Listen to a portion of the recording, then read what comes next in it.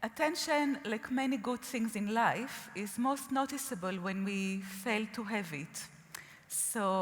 And we often will wonder, why is it that we are sometimes so distracted by things that are entirely irrelevant to the current task, like the driving, like the car driver there.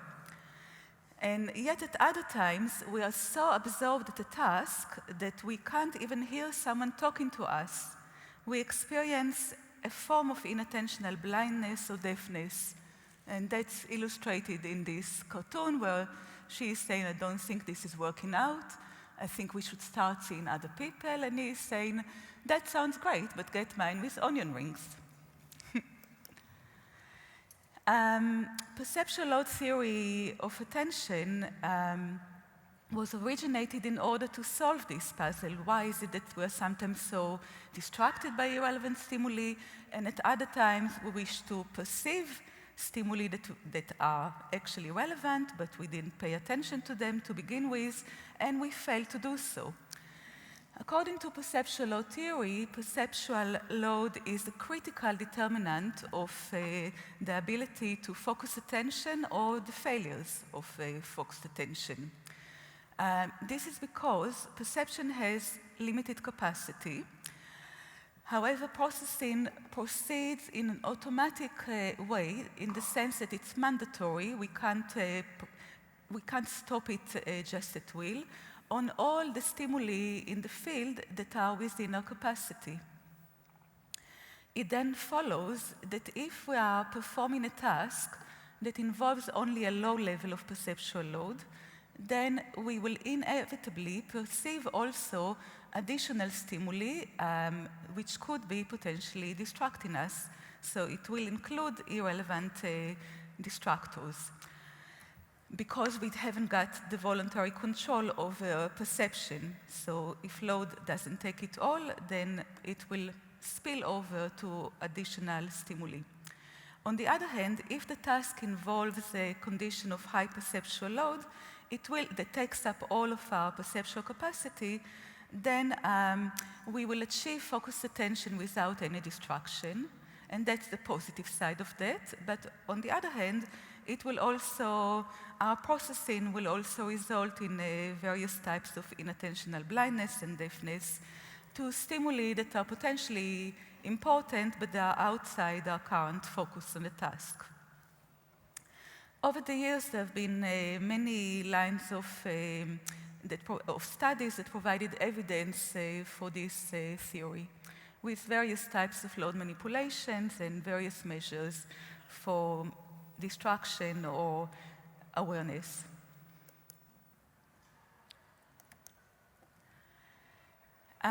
Today I will just tell you about 3 recent studies.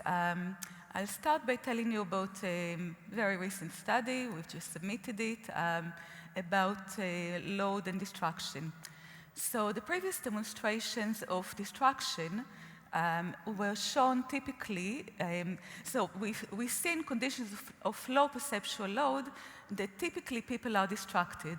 And these type of studies, they concern the general population. However, we know that some people are more easily distracted than others. And at the clinical end, we've got the syndrome of ADHD, the attention deficit hyperactivity disorder, and easily distracted by extraneous stimuli is a diagnostic criterion for the inattention subtype of ADHD. Sorry. So the questions that Sophie Forster and myself have asked in the new study are, can we measure a form of an attention deficit trait like ADHD, but in the non-clinical population? So is it the case that we all have some level of attention deficit, and we are someplace on the scale that at the clinical end leads to being clinically diagnosed as suffering from attention deficit disorder? And the second question that we asked is, would we be able to cure this symptom of being easily distracted by increasing perceptual load for all people, including those that are high on the scale and are more like an ADHD person. In order to do so, we administered an ADHD diagnostic tool on adults. Since ADHD is you only qualify to have ADHD if your symptoms started already at childhood, we chose to give the childhood symptom scale where people needed to reflect whether they experienced ADHD symptoms in childhood. We administered it on 80 adults, and we measured, while they performed the task. The task could have either a low load or high load. So in the low load condition, people search for a letter X or N among other circular letters. In the high load, they search for the same target letters in this circle of letters here, but among other angular letters. What we were particularly interested in is the irrelevant distractors. Sorry, I'm trying to press the button and it doesn't move it. Oh, there we go. It's very high level of pressure that it requires, the forward button. So what we're particularly interested in is the irrelevant distractor that was presented on 25% of the trials. It was entirely irrelevant to the task because it's pictures of famous cartoon characters like SpongeBob that you're seeing here, as well as the other ones. It could appear above or below. Participants are told to ignore anything irrelevant, but on 25% of the trials, randomly intermixed, there will be this irrelevant distractor. We can measure whether people fail to ignore it simply by seeing whether the visual search for the letter is slowed down in the presence of this distractor. So we call it a form of capture of attention by this irrelevant distractor.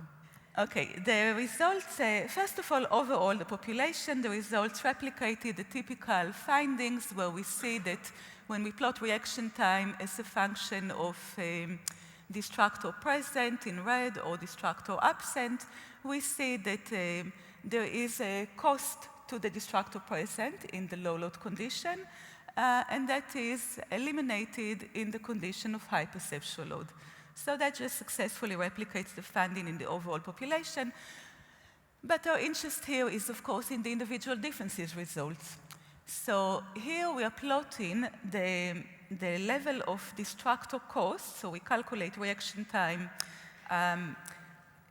We subtract the reaction time, the search reaction time in the presence of distractor versus the absence of a distractor, and we present the findings here as a percentage of the baseline reaction time. So any of the findings is not affected by potential differences in overall reaction times. And we plot it as a function of ADHD symptoms. So on the scale, if you have a high level, this beyond 30, you would qualify for having ADHD clinically.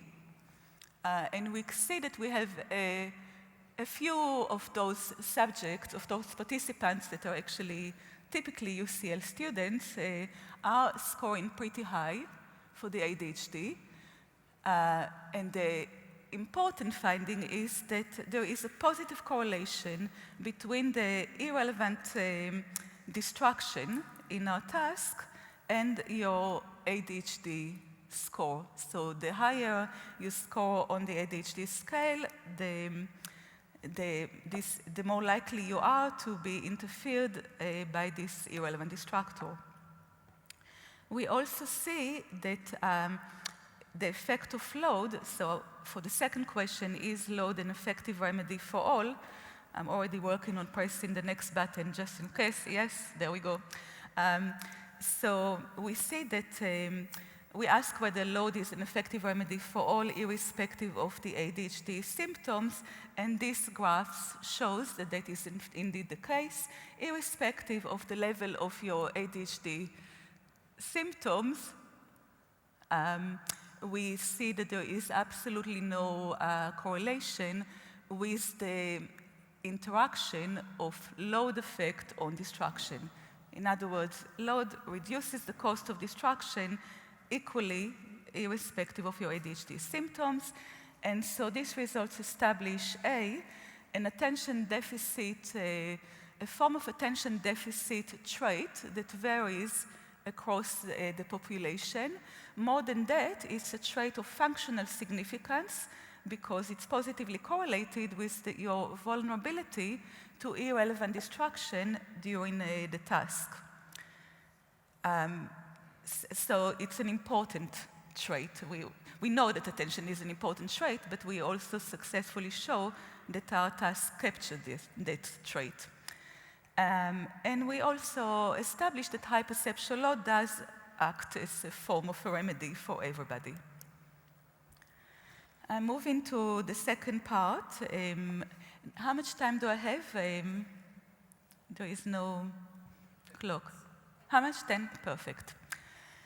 So we say that high perceptual load eliminates unwanted distraction, but as I said at the beginning of the talk, we know that high perceptual load causes inattentional blindness.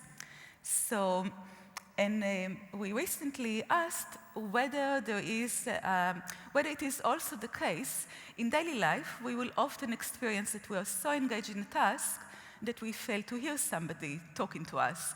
Can we establish it scientifically? Would conditions of high visual load, like in that video game that the boy is playing, indeed induce inattentional deafness? Or put it in other ways, in slightly more sensationalist terms, as the Daily Telegraph reporter put it once James McDonald and myself established that high visual load does lead to inattentional deafness. Do selectively deaf husbands, well, he put it as selectively deaf husbands might have a point. Well, do they really have a point? What James McDonald and myself established is that load induces inattentional deafness in the sense that people fail to notice the presence of a sound on the last trial, modifying a typical inattentional blindness paradigm as originally devised by Meck and Rock. But of course, this might not be a true perceptual failure. It might just be a failure of response criterion. Maybe your husband is just putting less weight over you talking to him when he is watching a very interesting match, even if the sound is not on. So, in other words, does high visual load that leads to the reports of inattentional deafness also lead to a true reduction in the sensory perception in hearing? If that is the case, is there any sensory explanation for it, any sensory locus? And if there would be such sensory locus, how do we explain these cross-modal types of capacity limits? How come limits on visual processing also induce a limitation on auditory processing? So the paradigm we've used to test it is we've again used the visual search task as before, high load, low load, exactly as before. And now we are presenting a sound either on 17% of the trials or on 50% of the trials. It's presented randomly on those trials. We tell people that whenever there is a sound, they should try to detect it. Just respond yes or no. Was it present or not? And the sound is a pure tone on the background of white noise in some experiments. What we find is that when we look at the D prime, which is a measure that takes into, it's a measure of perceptual sensitivity that allows us to rule out explanations in terms of a change in response criterion because it takes into account both hit rates and false alarms. When we calculate D prime as a function of perceptual load, D prime to detection of the sound, we find that even though subjects expected the sound, needed to respond to it, when the task involved low perceptual load, they could do that in a very good way, but under conditions of high perceptual load, they experienced deafness to the sound, and that deafness could not be explained by a memory failure, as the second graph shows, because when we asked them to first respond to the sound and then to the visual search task, they still fail to notice the sound under high perceptual load.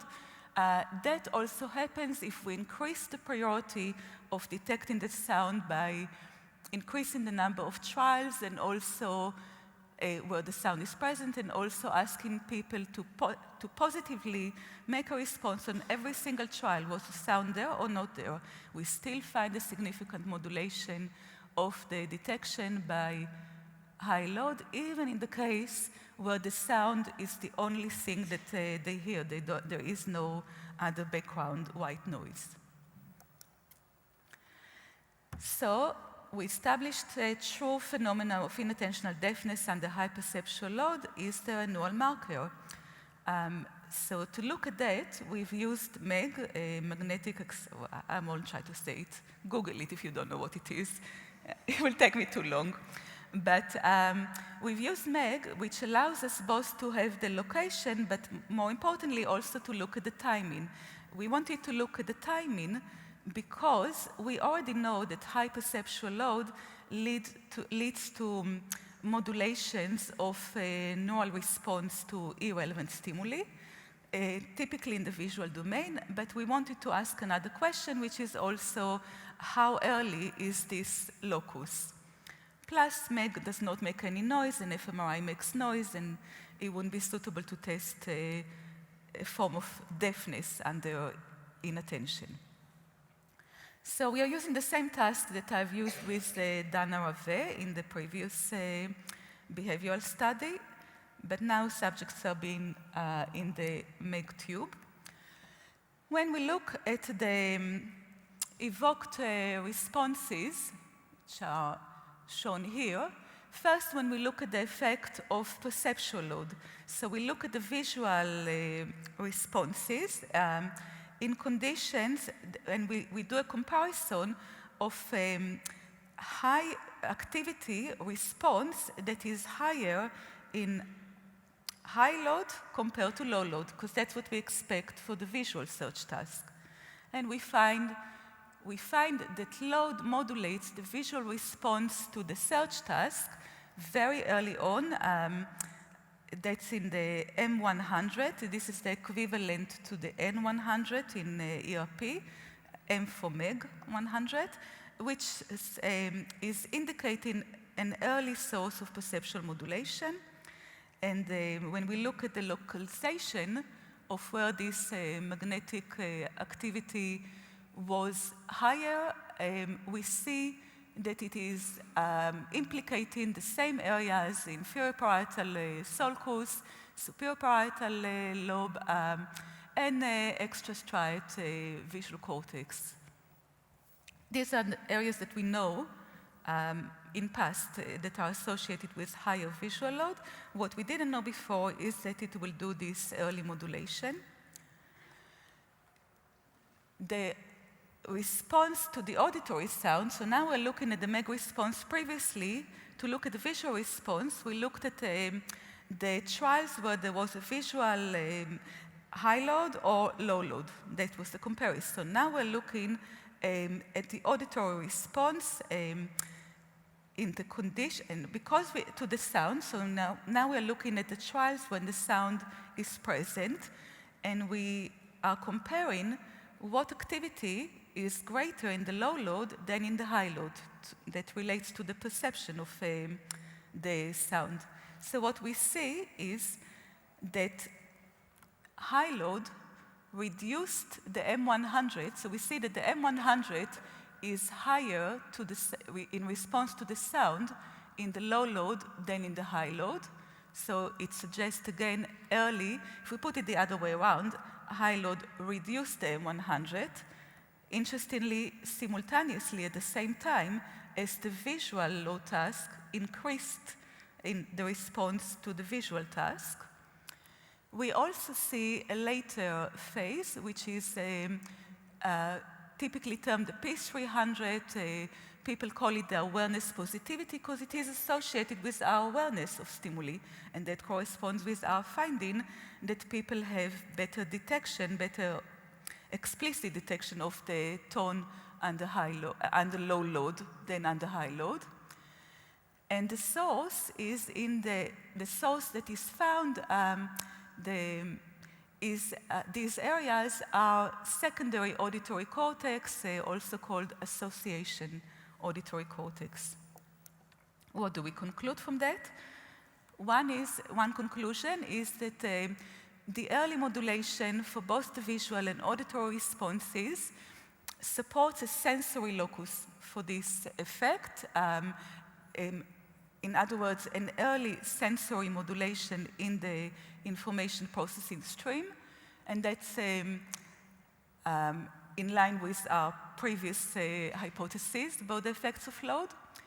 The simultaneity between the visual and auditory modulation is in strong support of shared capacity between vision and hearing, because just as the point of vision is most demanding, we find the reduction in the responses to an auditory tone. The P300 awareness positivity that was found only in low load is supporting the load-induced inattentional deafness. In fact, I would like to modulate this sentence. It wasn't found only in low load, but it's reduced under high load. So this modulation suggests that it is direct effect on awareness of the sound, that load has direct effect on awareness of the sound. And MTG and STS, medial temporal gyrus and superior temporal sulcus, are known to mediate integration of audiovisual stimuli. So that actually makes a very good site for this type of cross-modal capacity. These are places where the two interact, and so no surprise that that's where we find the interactions with capacity. To conclude overall from this talk, I've started by asking why you're not paying attention. I've highlighted that there are two categories of reasons why we might not pay attention. One category is we're being distractible. What I've shown you today is that distractibility is more likely in tasks of low perceptual load. It is more likely for those with high attention deficit trait. And it can be reduced for everybody, regardless of the attention deficit trait, under high perceptual load. Second category of reasons why we're not paying attention is failures of awareness, being inattentionally blind or deaf, as I've shown today. I've shown you that this is more likely in conditions of high perceptual load. This actually reflects a true failure of sensory perception. So our husbands or wives do have a point when they don't hear us engage in something more demanding. It's explained by an early modulation of neural response, as I've shown with the MEG study, and the likely candidates for limited cross-modal neural capacity are associative cortical regions, which are integrating inputs from both senses. Thank you very much. And thank you also to my collaborators, Dana Rave, my PhD student, and Kate Mollo, another PhD student, and Sophie Forster, who is here today, and Maria Chait. Thank you.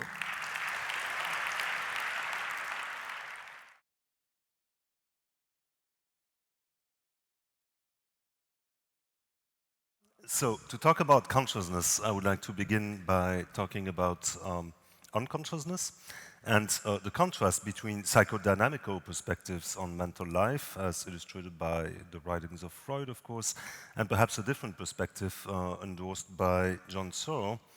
And so in Freud's vision, the unconscious plays a fundamental role in mental life. But of course, this perspective has known many critics, including that of philosophers who, like Searle, like to think of the unconscious as intimately connected with conscious mental life. There's been hundreds of relevant studies now demonstrating the importance of unconscious processing. I won't go through that list for the sake of time, but Many of these studies come from social psychology and are often sort of provocative. Sitting on a hard chair, for instance, makes you a better negotiator.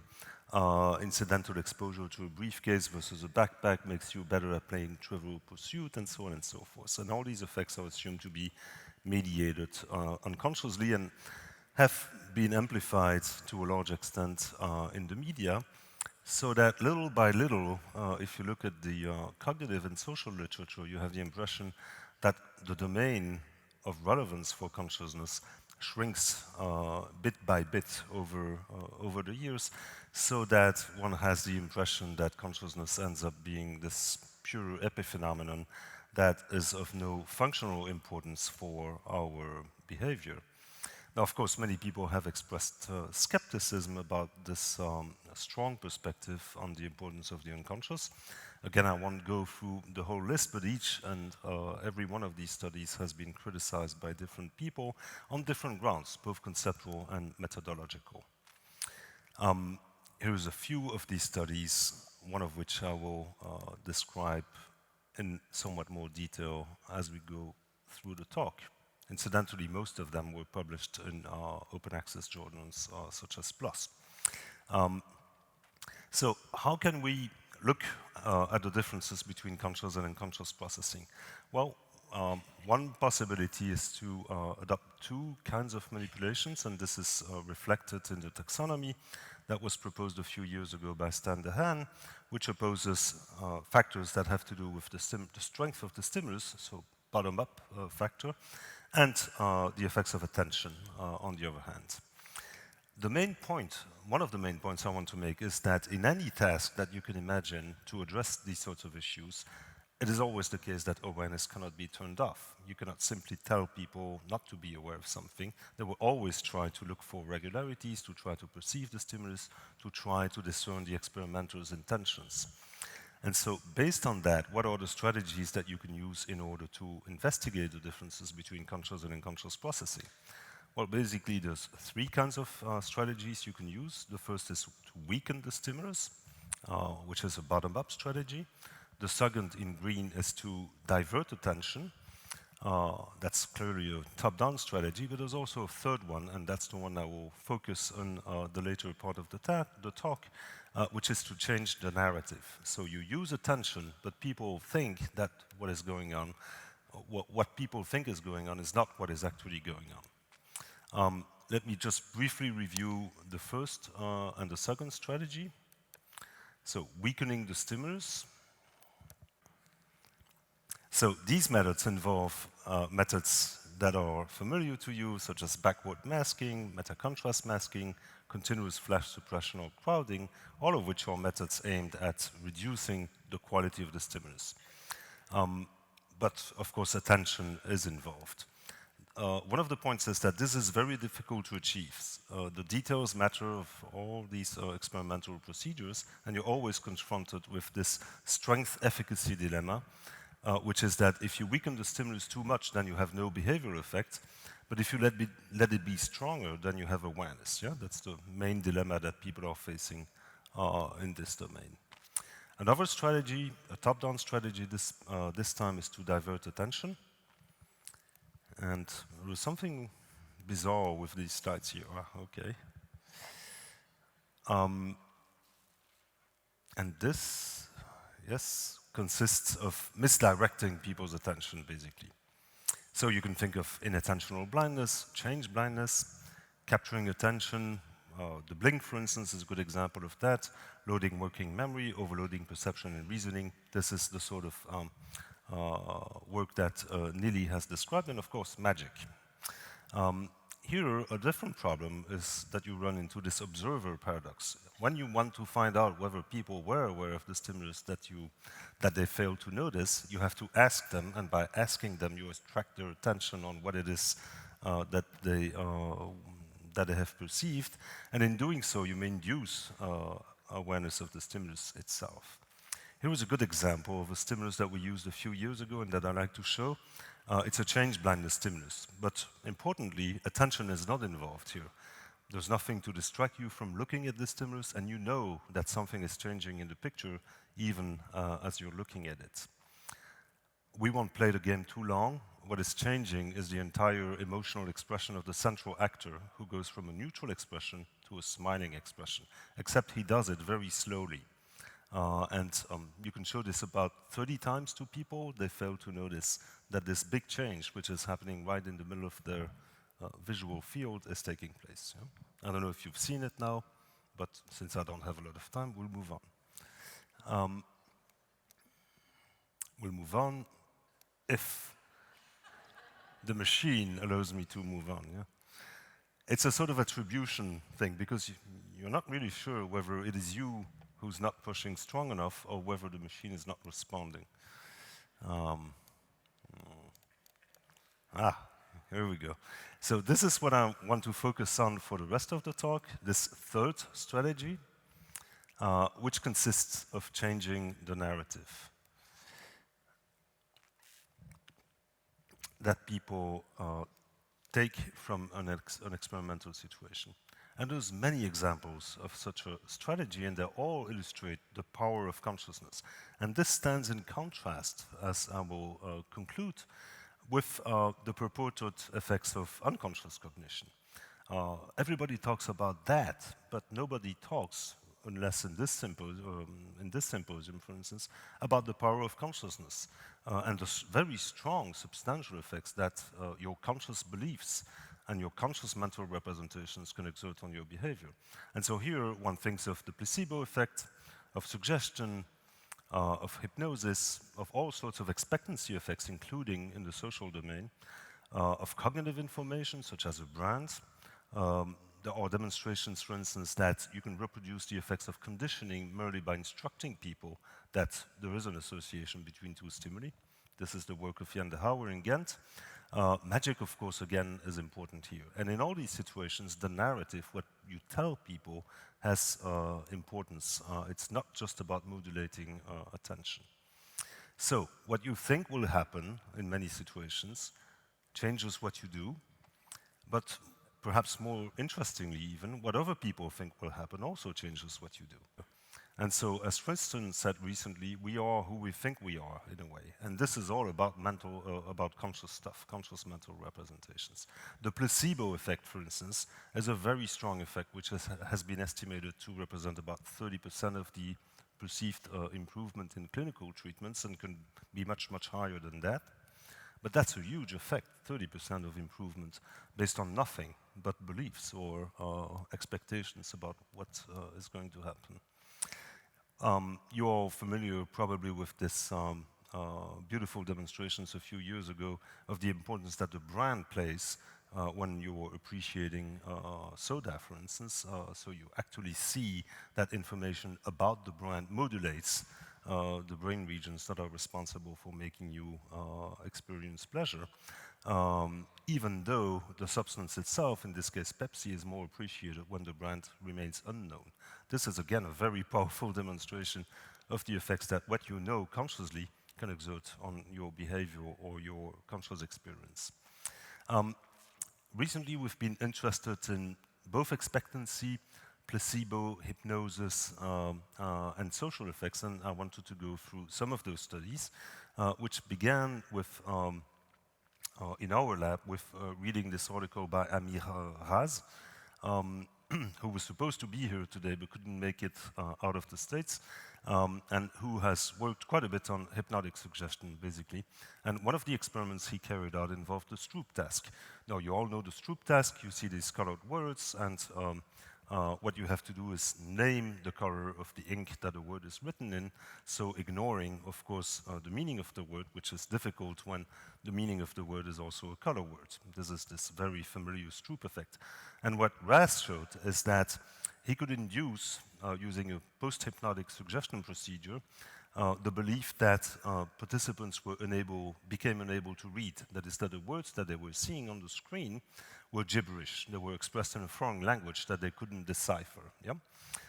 And in doing that, what he found was that you could reduce significantly the Stroop interference that you typically observe when the word is the name of a color, and you have to name the color of that word. And that's a very striking effect, which we try to replicate. So we set up the same experiment as Amir as a starting point for the PhD of my student Pedro Magalhães, and it was a complete failure, somewhat surprisingly, because what happens is that people directed more attention towards the words after the induction of the procedure. Yeah? So they actually tried to figure out whether it had worked or not. And as a result, they were actually paying more attention to the meaning of the words, which of course increased the Stroop interference as opposed to reducing it. In a subsequent study, what we did was to try to address this by focusing on color information. And so we used a suggestion placebo procedure, which involved this intricate design, attempting to convince people that we connected them to a machine that would improve color perception. Yeah? So we had this, all this obsolete medical gear set up. My student, who you can see there, was wearing a white coat. We sent people a couple of weeks before the onset of the experiment false scientific articles purporting to describe the effects of this machine, which turns out to be just an inactive EEG cap, but they were seeing supposedly the brain activity on screens and so on and so forth.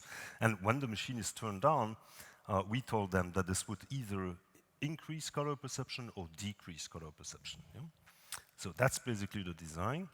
And I won't go through the details of this, but the main effects that we found was that, yes, we managed, using a positive suggestion, to decrease Stroop interference in color nomination and to increase interference when the suggestion was a negative suggestion, that is, that they would have more trouble perceiving the colors.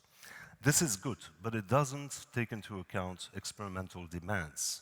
Is it really an effect of the suggestion, or is it merely people pretending that, behaving as the experimenter himself expects they should behave in this context, and so merely following the suggestion? And to do that, what we added as a control condition, but I think this is a very interesting condition, in fact, is an imaginative suggestion, where we told people, look, this is all fake, there's nothing in this machine. We told other people that there's something, but to you, we're telling you there's nothing in this machine. It doesn't do anything, it's a placebo, but we want you to behave as though the machine had an effect. Yeah? So please behave in the way that you think people would behave if they believed the machine worked. And the point, and again I won't go through the details, is that we get completely different patterns of behavior, which demonstrates that it is important that people actually believe that the machine works. It's not just a matter of pretending that it works and behaving in the way that the experimenter expects. Yeah? So this is a good indication that the suggestion combined with the placebo actually has strong effects. In a second study, and this is a first, I think, we tried to compare the effects of a placebo, of a post-hypnotic suggestion, and of a suggestion combined with a placebo, just as I described to you, in the very same Stroop situation. Yeah? You find lots and lots of literature, very interesting, about the effects of hypnosis, about the effects of placebo, about the effects of nudging or persuasion, but no study so far has tried to address the differences between the three procedures in the very same design. And one hypothesis which was put forward by Irving Kirsch is that all these procedures actually end up manipulating people's expectancies about what's going to happen, and that is what is doing the work in these studies. And this is what we wanted to test out in this second study. Okay, here it is. So we had, again, the same pretty involved design, trying to persuade people that the procedure that they would be exposed to was effective by means of posters displayed on the walls in the waiting hall, scientific literature before, checks that they actually believed what we were trying to convince them of. We had three groups. One group, we actually gave a pill that we described contained a made-up substance that would either increase or decrease color perception.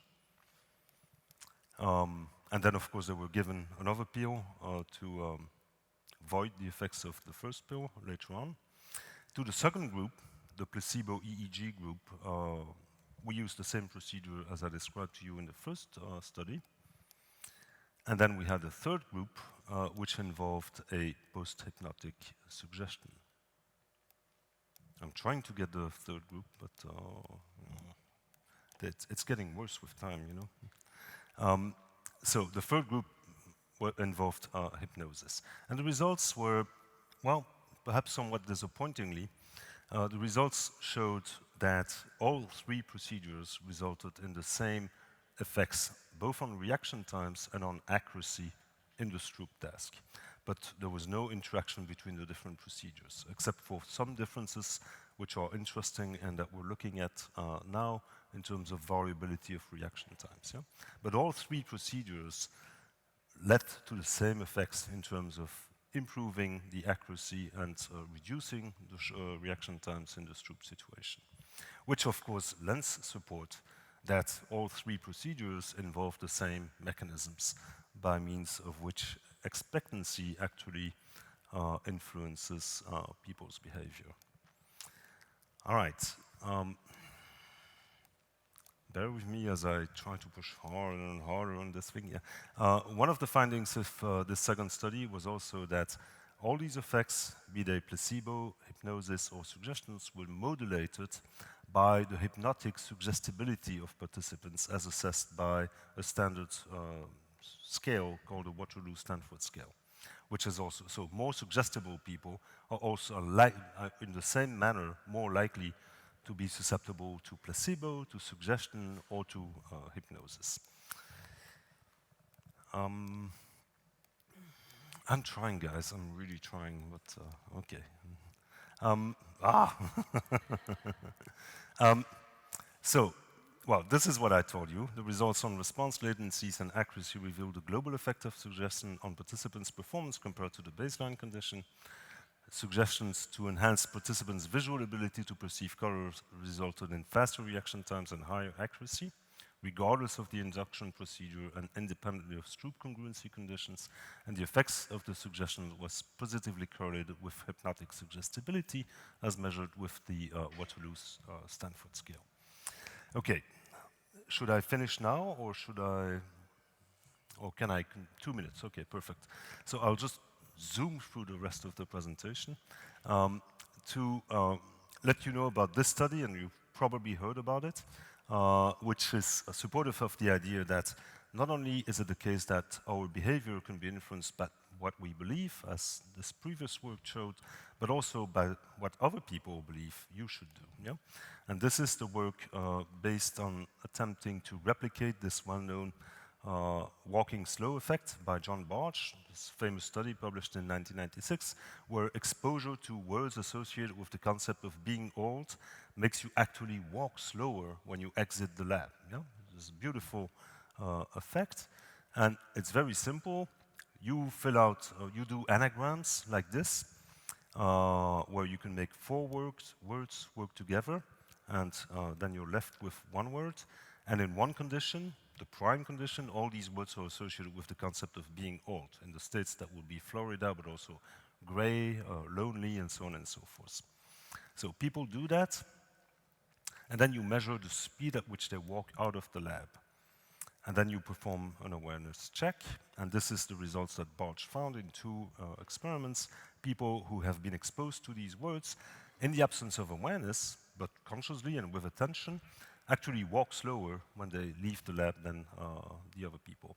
This was cited a very high number of times. It truly is one of the classical studies. And so we try to replicate this with 2 main goals: evaluate awareness more thoroughly and use objective timing methods, so not stopwatches, but actual laser beams, or infrared beams, as I should say. Here is, we use the same setup. I'll just go quickly through these slides to let you know that our first replication attempt didn't work at all. There was no difference between people who had been exposed to the words associated with the concept of being old and the others. Then, in the second experiment, what we did was to manipulate experimenters' expectancies.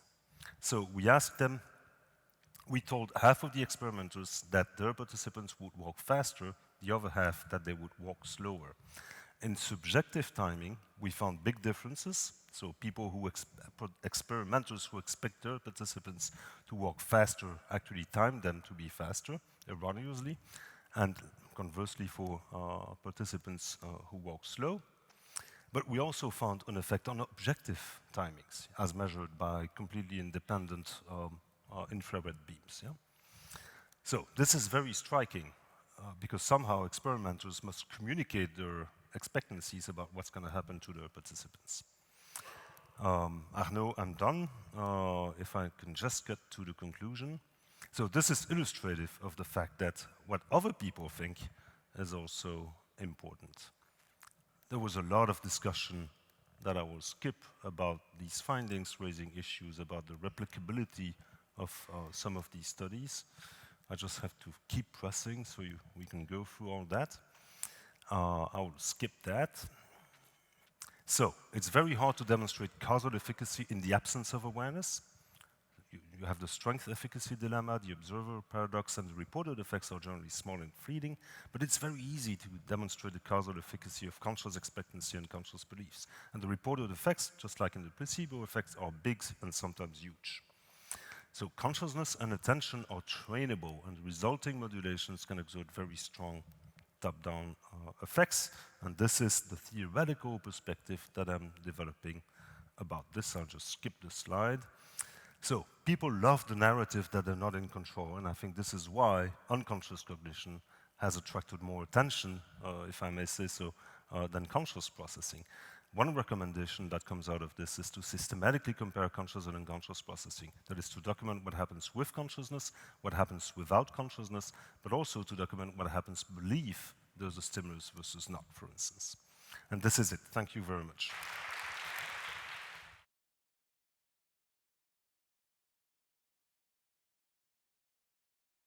I've been interested for many years in the question of mind wandering. And mind wandering is, although it's become sort of a popular topic of study in the last 10 to 15 years, was in fact studied by some, going back to Jerome Singer for the last 50 years, but goes way back further still. The Buddha said, "Let the wise guard their thoughts, which are difficult to perceive, extremely subtle, and wander at will." So it's been known for a long time that the mind can kind of get carried away with itself. And of course, William James, who had something intelligent to say about any aspect of consciousness, observed that the essential achievement of the will is to attend to a difficult object and hold it fast before the mind. So this challenge of keeping our mind in the here and now on what's going on is an age-old problem.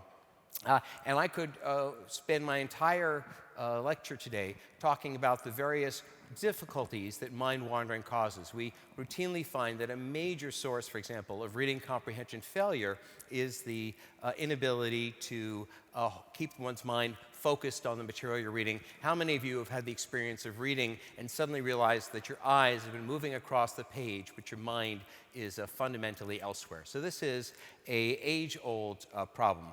And what I'd like to talk to you about today is initially some research that was specifically focused on addressing this problem, and then how that led us to a much more broad agenda. So in a study that appeared in Psychological Science several years ago, we examined the effectiveness of a 2-week mindfulness training course on helping to encourage people to reduce their mind wandering. We found in previous research that there's an inverse relationship between mindfulness and mind wandering. So people who score high on mindfulness scales, such as the MAS, tend to mind wander relatively little. So there seemed promising that if there's this negative relationship between mindfulness and mind wandering, that training mindfulness might be a useful strategy. So in this study, we randomly assigned participants either to a 2-week mindfulness course or a nutrition training course. And in both cases, we specifically emphasized the idea that this was expected to improve performance. We used pre- and post-encoding measures of both a working memory, a standard measure known as the O-span, and then also a reading measure. We used items from the verbal GRE. And then in both cases, we assessed mind wandering. because we had told people that we believe both of these to be effective manipulations, this helped to reduce the issue of demand characteristics and experimenter effects. Furthermore, because they were tested in separate locations from where the training took place, and the experimenters were critically, as you heard in the last talk, this is important, blind to what condition the participants were in, and they were mixed up. This gets rid of issues of possible experimenter expectancy effects influencing performance. We also critically measured mind wandering to assess why the mindfulness training might have been useful. So the mindfulness program required our participants to integrate mindfulness into their daily activities. There were 45-minute lectures, and then they were also asked to complete 10 minutes of a daily meditation outside of class. And the lectures discussed things such as mindfulness, using mindfulness exercises that encourage them to focus on the present experience. For example, gradually peeling a piece of fruit, focusing on the breath, and so on. The nutrition program covered many fundamental topics in nutrition, and it also required them to do a daily food log to involve them every day in the activity outside of the lecture in the same way as the mindfulness did. As you can see here, let's see. Try not to blind the audience. We saw a significant benefit of mindfulness between pre-test and post-test on their accuracy on the verbal GRE. So, in effect, studying mindfulness for 2 weeks was somewhat like taking a GRE preparation class. We also saw improvement of mindfulness, improvement in performance. No, it's this button. There we go. With respect to working memory capacity, and critically, we saw in both of these cases that they were associated with reduced mind wandering. So you can see here that there was probe-caught mind wandering is a measure where you interrupt people while they're engaging in the task and asking them, just now, were you mind wandering? We found that in the mindfulness case, they mind wandered less while taking the GRE, and we found retrospectively that people taking the working memory test mind wandered less following the mindfulness training. And when we looked at those participants who were mind wandering substantially in the pretest, we found that the reduction in mind wandering mediated the benefit in performance. This study then showed that mindfulness practice can, in fact, enhance performance. It's a nice demonstration that training in mindfulness can really improve very basic cognitive measures. It also reduced mind wandering, and this reduction in mind wandering appeared to underpin the benefits of the mindfulness on the basic cognitive tasks. Now, one thing that's important to emphasize here is although we know that mind wandering seemed to be part of the mechanism underpinning the benefit of the mindfulness training, it's hard to know what exactly was going on in the mindfulness training that was the key ingredient. What was specifically driving it? Was it the meditation? Was it the instructions? And so on. And there are two different approaches to take given that observation. And let me just unpack both of those briefly. One is to do a narrow intervention to try to isolate what the key element is. And in fact, we have research that we're undertaking currently where we're going to do meditation without the whole mindfulness instruction element and the instruction element without the meditation to see which of the two is the really driving thing. So that's one approach, is to really isolate the question. But the other idea is to broaden it, to acknowledge that what we have here is sort of a combination of different things, and rather to try to fight that, to embrace it, and just say, how big an effect can we have? And so now let me tell you about this alternative approach. In general, there are some limits to the sort of standard approach that we take, particularly in cognitive psychology, of trying to do very, very isolated manipulations.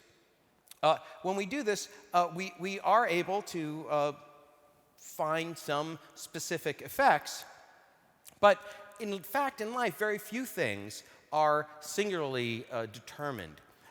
Instead, oftentimes things are multiply determined, and it's been found in medical research that a very effective approach, rather than just trying to target one thing, is to do comprehensive lifestyle changing approaches and assess the impact on that.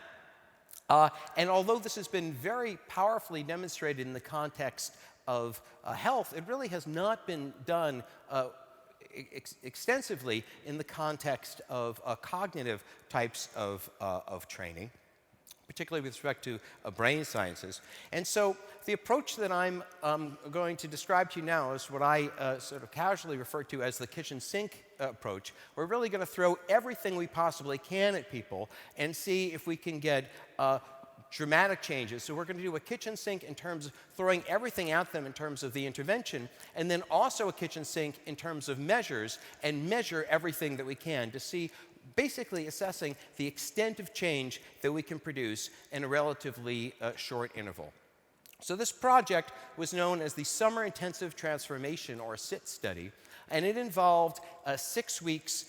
Not everyone can do this, but these were undergraduates during the summer, and so they were willing to dedicate 6 weeks of their life to this very, very involved program.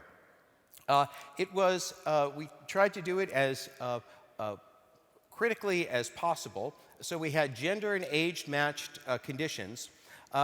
Everyone received baseline testing, and then they were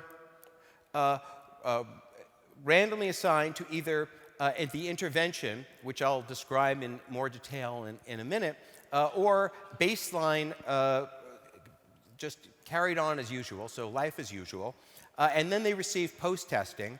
And then those individuals who had been given the intervention initially, they then had a period where they didn't do any additional things. And the individuals who had originally been assigned to life as usual got an intervention. And then we did an additional 6-week follow-up for both individuals. This then, in principle, allowed us to you can't see the red that well, allowed us to get additional measures on here. I won't be talking about that, but we do have some very interesting evidence of enduring benefits from this manipulation. All right, so as I mentioned, we had really a kitchen sink of outcome measures. We had a host of physiological measures, including muscular flexibility, cardiovascular fitness, muscular endurance, and we measured their blood cholesterol and triglycerides. We also had a host of cognitive measures, including working memory, reading comprehension, response inhibition, and creativity. And the creativity was a particularly important measure because this was something that we did not predict performance to improve on. We've found in the past that mindfulness is not particularly associated with creativity. And so if there were some sort of simple demand characteristic, you might expect performance to go up in that area as well.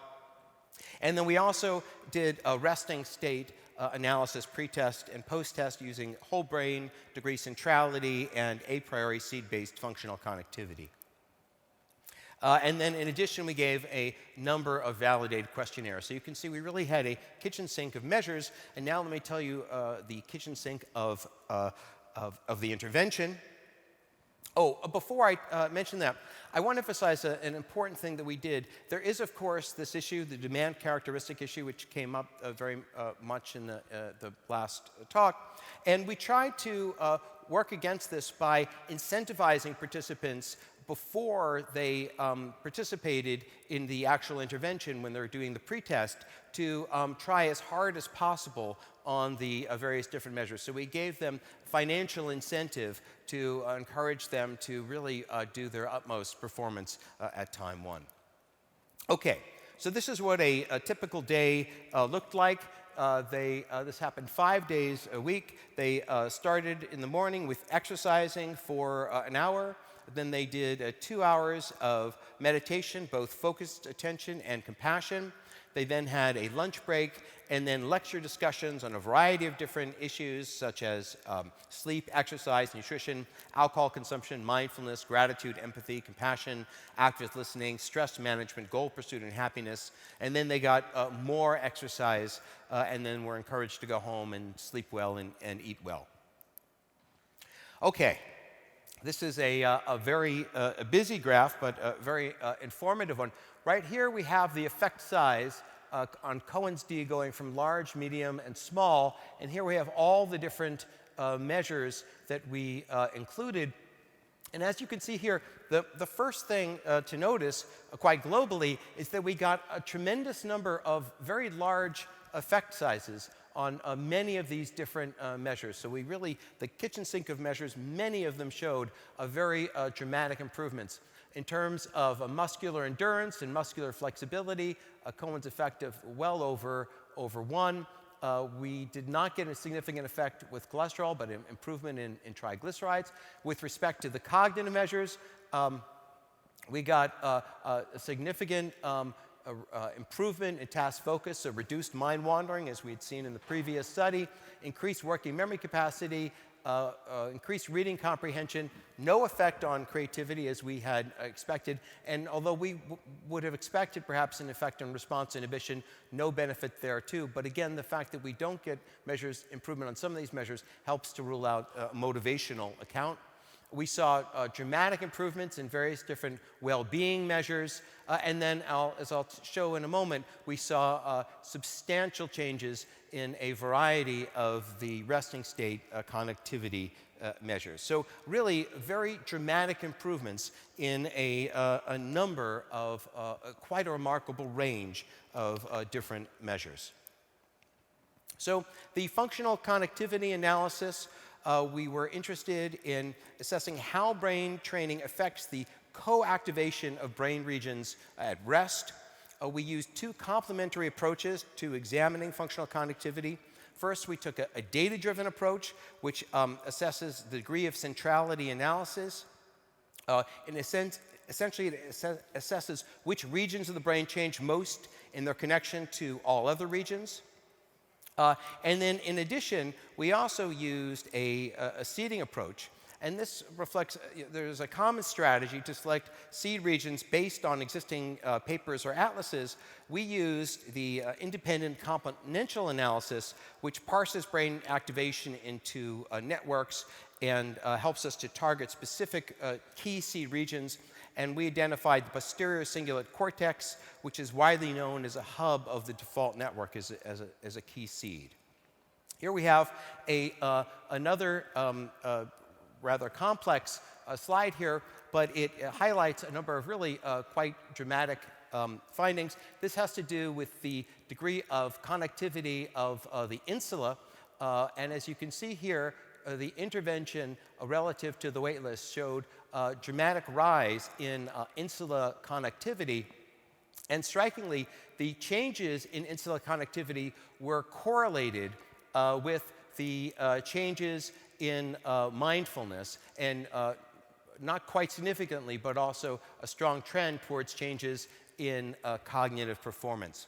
So this research, this finding then suggests that insula connectivity was enhanced by our manipulation, and it may suggest that this is reflecting a greater momentary present awareness that is being reflected by this connectivity. We also found a change in the connectivity of the middle temporal gyrus. Again, you can see here rather a substantial gain in connectivity relative to the waitlist control. And in this case, we found that the increase in connectivity is associated with changes in cognitive performance. Notably, this region is part of the executive control network, so this is consistent with the idea that we basically strengthened the connectivity of the control network and allowing them to have a greater integration with the key control processes associated with this network, thereby leading to enhanced performance across different measures. In addition to seeing more connectivity in several regions, we also found reduced connectivity with the somatosensory cortex. We found that training reduced the connectivity between the default network and the somatosensory cortex. You can see that difference right here. This is consistent with research that has been found with other types of investigations of default network connectivity, and it may represent a reduction in self-referential processing that occurs during in the moment for those who underwent this training. So, to recap, we have discovered that an intensive, multifaceted intervention can simultaneously elicit substantial changes in the physiology, cognition, affect, and resting state functional connectivity. So really rather dramatic findings with a 6-week intervention. The results of these also led to changes in functional connectivity. In particular, we found that the insula and somatosensory cortex showed increased connectivity, and that the posterior cingulate cortex and somatosensory cortex showed decreased connectivity, and that these changes in connectivity tended to be associated with dispositional mindfulness. And furthermore, we found that functional connectivity may also be associated with increased changes in executive functioning, and this was associated with an increase in the connectivity of the MTG. Collectively, I think that this study really shows an important theme that's being highlighted in this meeting, which is the value of integrative psychology. We've truly taken a whole host of different manipulations and a number of different measures to really produce a integrative result. I think that there really is great value in both manipulating a kitchen sink worth of measures and assessing them collectively. So let's hear it for the kitchen sink, and let me thank my funding institutes and also the key collaborators on this project, Mike Mrazek, Ben Mooneyham, and Katya Mrazek, and also on the earlier psych science that also included Dawa Tarkin Phillips, our lab llama, and Ben Baird. Thank you very much.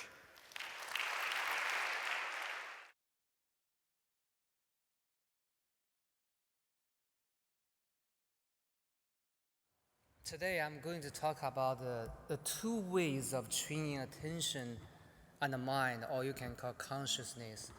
Yeah, one called we need effort to make something happen. Another way, without effort. Actually, there is not perfect without effort strategy, but you can use less effort. Yeah, like your habit.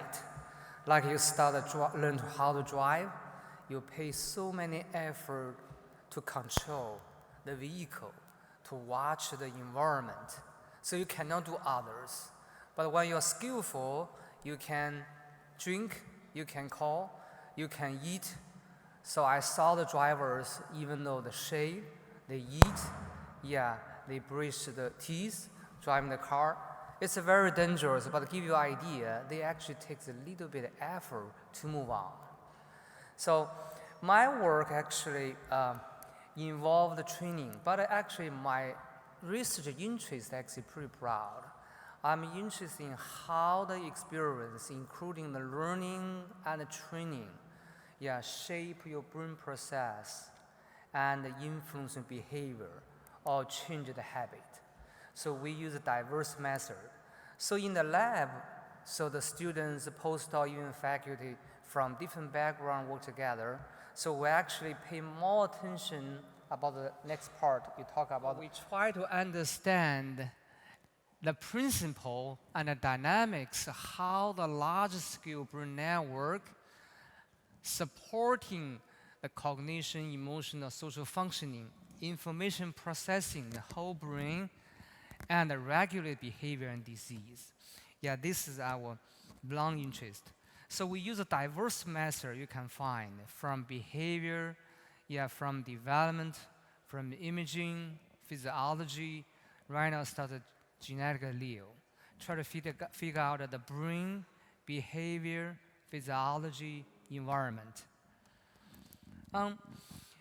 So usually when you focus on the training attention, you cannot separate from self-control or self-regulation. So this is a little bit survey, so talking about how we have mind wandering each day in our week life. Like if we sleep around 8 hours, So you get around another 8 hours, you can fully engage the job. Actually, it's not easy. So self-control also, but you will find the benefit. So I will not go to the detail because so many speakers already cover. So if you have a problem, like last night Terry report, so you get a lot of problem related to attention deficit and self-control problem. So if we move to the training, so how many training can really help this part of capacity? So you find a lot of things.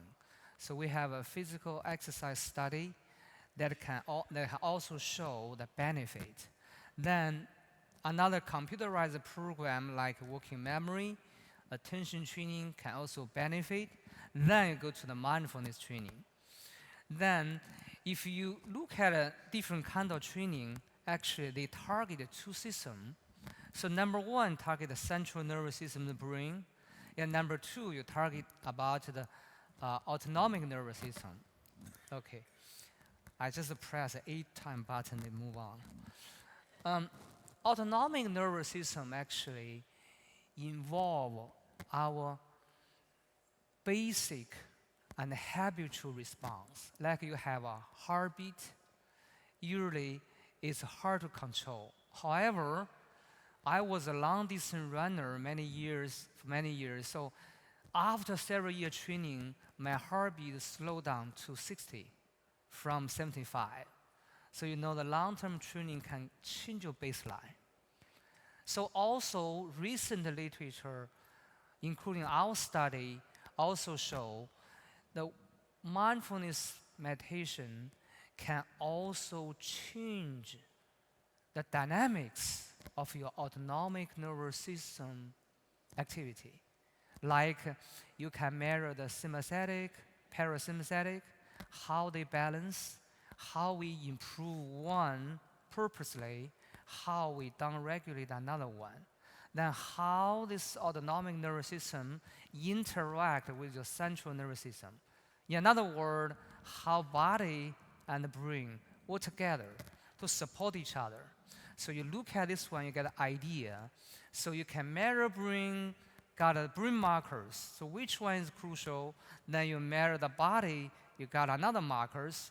Then you got an integrated markers.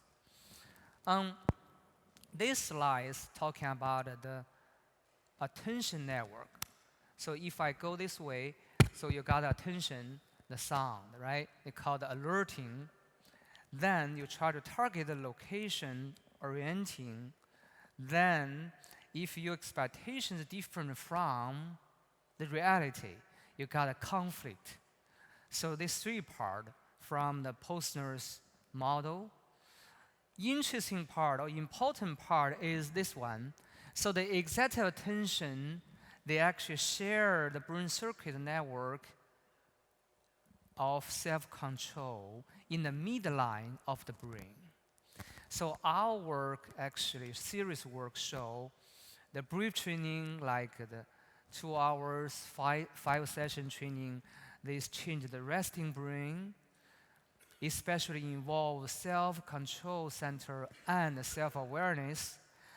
Then you go to the 5-hour training, they change your brain structure, especially white matter structure, also related to self-control. Then if at the same time you go deeper, then you find actually this training also change your axon density in the deeper level after 5 hours training. Then you go further from 5 hours to 10 hours, they also change both axon density and the myelination. So if you look at the neuron, the inside part, the outside part, all change. So all related to self-control and self-awareness. So I don't go to detail, just move on. So if you look at this one, they call the do working memory task, and back, right? You see, you decide which location. Right now you find it's N is 2, you need to decide. So this one if the same location, that one, then go on this one and this one comparison, this one, continuously. But if you go to the around the five back, it's very hard. You need to remember all the time. It's visual. However, same time we give you input about the auditory task. You need to decide, excuse me, you need to decide the letter. So you hear the letter to see, okay, if the same, continuously 2 input. They get very hard. So you put effort. Even though you are good at it, you learn, we improve your difficulty. They call it adaptive training. So you always involve in effort. So then you look at the literature. I just use one as an example. So you will find heavily involved frontal parietal cortex. Recent study also found it involves striatum. I'll talk later. So the effort, even though in mindfulness training, you will find some study in early stage, participants put lots of effort, try to achieve the goal of mindfulness. They heavily involved in the same attention self-control network, including the PFC parietal cortex. So this kind of training, we give a name, a criteria called a network training, because the brain we target certain brain network using repeated cognitive tasks, like a working memory training. Then this network training involves this kind of special task. You can give a different task. So they heavily train the special network. Then we propose the idea, so you can do the attention training. So the attention training like network training. Also, you can do attention state training. So what does it mean, the state training? So they actually involve in different kind of network, especially autonomic nervous system. So this is all like the physical exercise, mindfulness, and this one may be different. Yeah, this baby is just sleep. So from different kind of, did not show up, sorry. No, yes.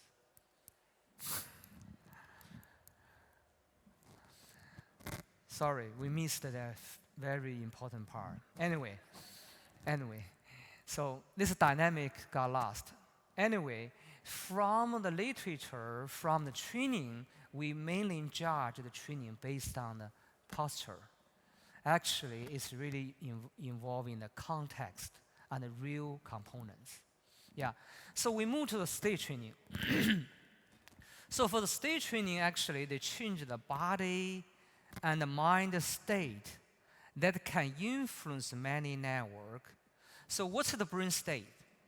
So you can call the reliable pattern of brain activity that involve in the brain activation, connectivity of multiple large brain network actually influence the body.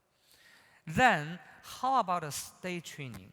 So the user practice develop brain state that may influence the operation of many networks. So the state training involve network, but it is not designed to train network using certain tasks. Instead, change state that can influence many networks. Do you have an idea in daily life how you change your state? I'll give you an example. Before marriage, you're dating. Every day you change your state, right? You make up. You want to show the perfect to another part of you, your partner. Then after marriage, you go back to reality, right? Your partner says, why are you different? You say, it's too hard, make effort to try to make it perfect. I just back, effortless. So the change state every day. Yeah, so mindfulness training, many people know, so I just give you an idea. So actually it involves the body and the mind, 2 components. Yeah, even though from the mindfulness, the term, we support only mind. Actually it's not. So this field right now becomes very productive. So each year over 500 SCI papers, especially the last 2 decades. Yeah, you can learn more from the website. So we have a special issue on the social affective cognitive neuroscience, so you can check to read more. How about state training? What's their brain mechanism? So this is from literature. So we actually find anterior cingulate cortex ACC, including the neighbor adjacent medial ACC, medial PFC, play important role in self-control of your attention, emotion, and self-awareness. Now another part related to the insula. So because when you involve in this kind of state training, you start to trigger to improve your intro-perception, internal state, so they becomes positive. Also, this part we find the insular activity influence and correlated with autonomic nervous system. Left insular involve parasympathetic activity, and right insular involve in sympathetic. Parasympathetic makes you the calm, relaxed. Sympathetic makes you arousal, alert. So we also try to find how bodies support this mind change, how they work together. So 2-part index, one called the skin conductance response that can index your body. Heart rate variability, especially high frequency, also can index your body state. So if the lower, this is an experimental group, this is a control group. So the control group we use relaxation therapy. Then this group we use mindfulness. So we use one form I developed called integrated body-mind training, IBMT. So you show lower, even though compared to the relaxation. However, you find it's a dynamic. So within the 30 minutes, the dynamic change your body state. It's not stable. Then we tell them it's end the session. They stop. Same idea about the heart rate variability. High frequency means more parasympathetic. So they show the same dynamic change. So this is a state-dependent change. This data from just a 5 session of training, less than 2 hours. Then we study how their brain, so the medial line theta wave related to self-control and attention, and the heart rate variability, high frequency. So they positive correlate, indicate the body-brain work together to maintain the state. So this is just a summary. If we compare the working memory training and IBMT, like mindfulness training, so then you'll find they involve a different effort, physiological index, and the brain activity or structure change. Especially their part, they share the common. In the literature from animal to human, it seems that striatum, including caudal putamen, involved in the learning, habit formation, reward. So any learning actually can involve this process. This is just a small summary.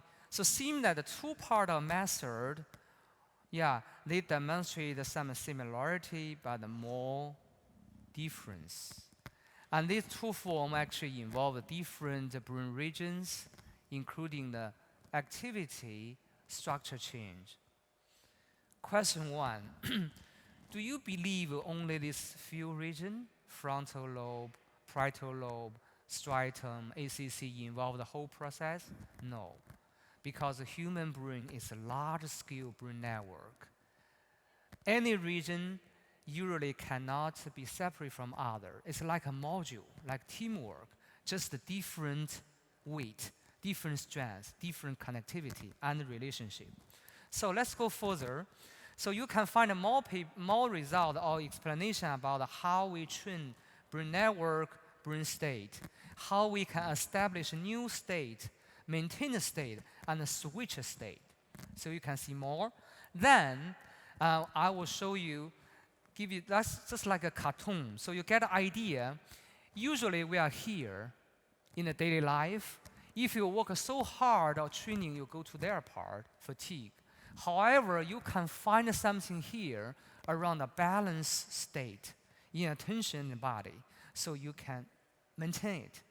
In the daily life, you have some moments you are fully engaged in one thing, you forget yourself, forget your time, forget the environment. Do you have this moment? I bet you do. You are here means you are smart enough. You should have it. Yeah, it's called the insight, creativity, being moment. You just be there.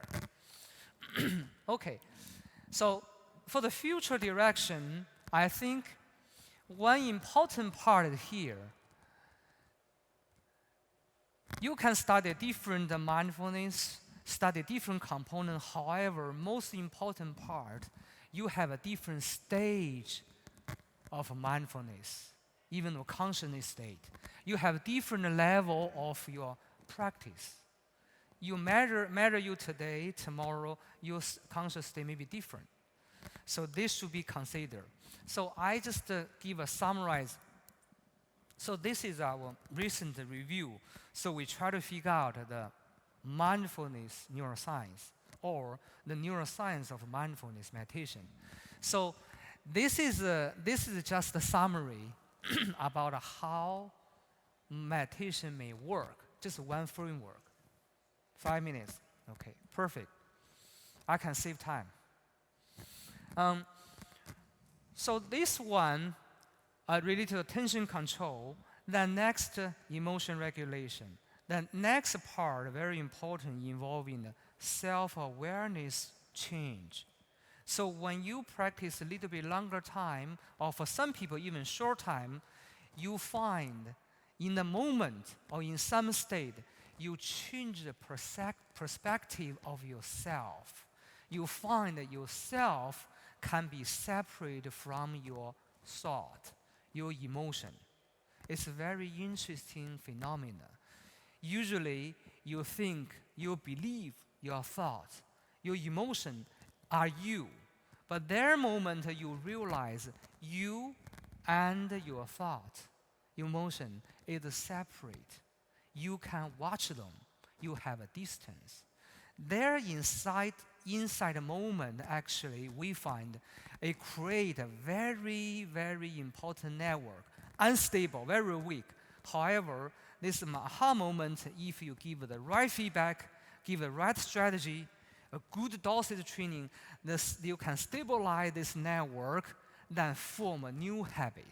This habit can help you to be in the moment state always, or easily, or with less effort. Become part of you. So we call it your true self, your true insider. You just have it. Okay, so then you will find related to different stage. In the beginning, you need a lot of work doing. You put effort, try to learn. Somehow, people got misunderstood. They suppose when you do the state training, you put so many effort like you do working memory task, you move far away from the state you try. So in another word, try to try not, or try to not try is kind of a state. It's really hard to explain in language, but in the experiential level, you can get it. So then you go to the advanced stage. So you stay, the effortless means very less effort you're being. So the different stage involve different brain network, certainly. It's the, I think, almost last slide. So insula already there, then striatum there. Then if you involve emotion regulation of stimulus, amygdala, then you got the ACC, media PFC, and the PCC, self-referential, self-processing network. Then also in the early stage, PFC, parietal lobe involved. So it seems that this summary also involves different stage of mindfulness, maybe different lineage of practice also show the different result. Anyway, so this field is still very young, and I take this one as an attitude and skill, but not everything. So you should find your own way to be mindful. Thank you so much.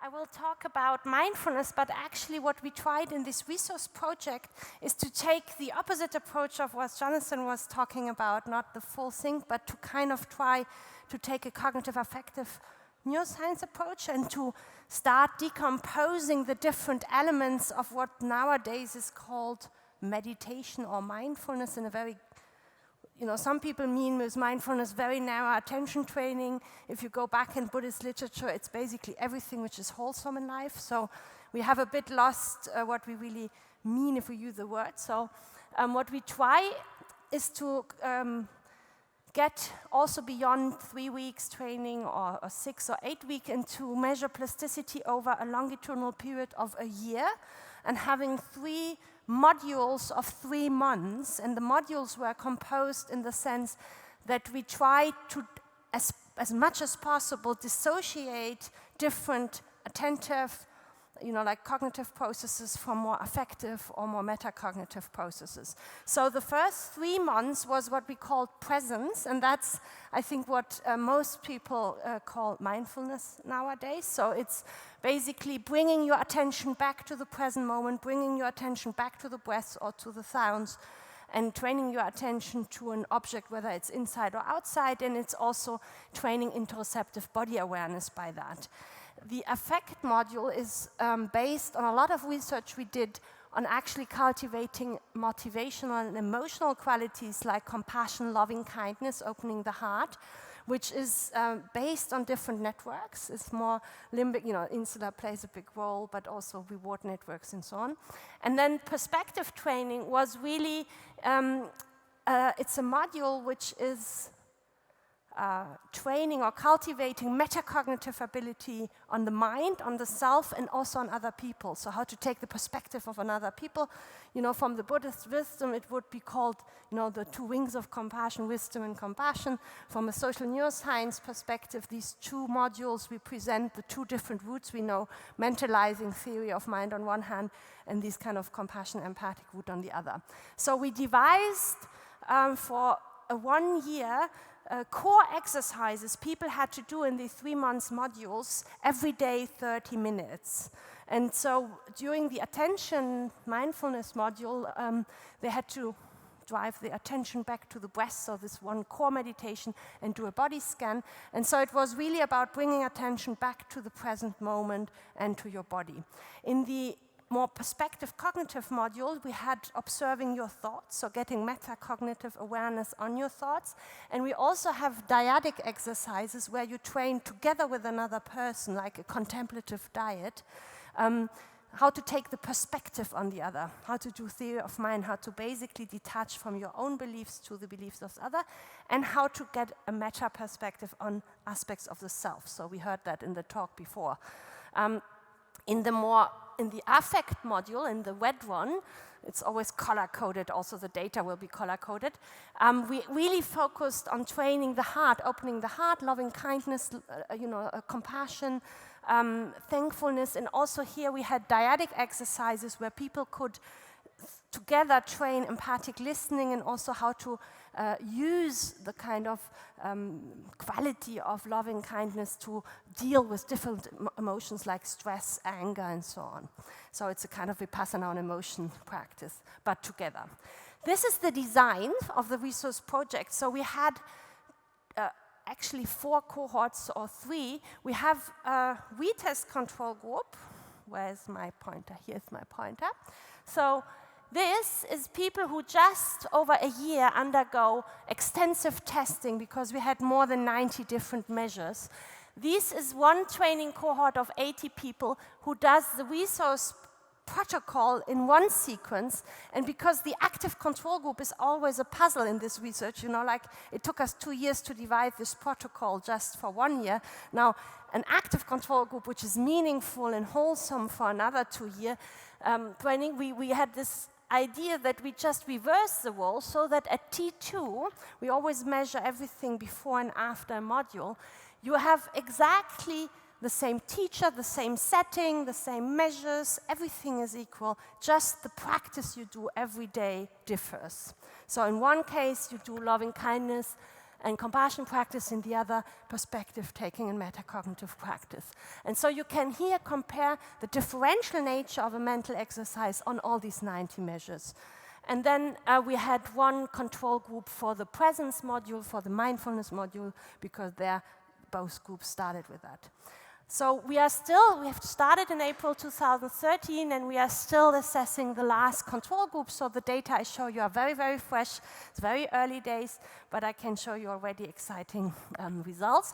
So people said, this is a crazy study. You will have a dropout rate, you know, after 6 weeks of 80%. And after a year, we had a dropout rate of less than 7%. So for us, when this study was done, it was already a success. The people are continuing to practice deliberately without, you know, the study being still going on. And we had an age range of 20 to 55 with an average age of 43. So the plasticity I show you in the brain and behavior is not the typical young people plasticity. It's like basically the front row here. And so that was really good news. And this is just some pictures of how a module always started with a retreat with 100 people. And we had always, within one module, more than 6 to 12 teachers involved, so that we controlled for teacher and guru effect, you know, the typical super guru. And then you don't know, is it the exercise or just the fantastic teacher you had? And these were all fantastic teachers, but they were changing all the time.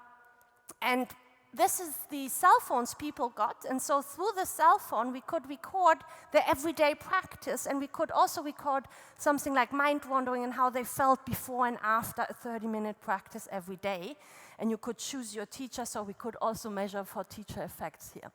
This is a picture they sent us from holiday, for example. In 1 year, of course, you go on holiday. They are all working people.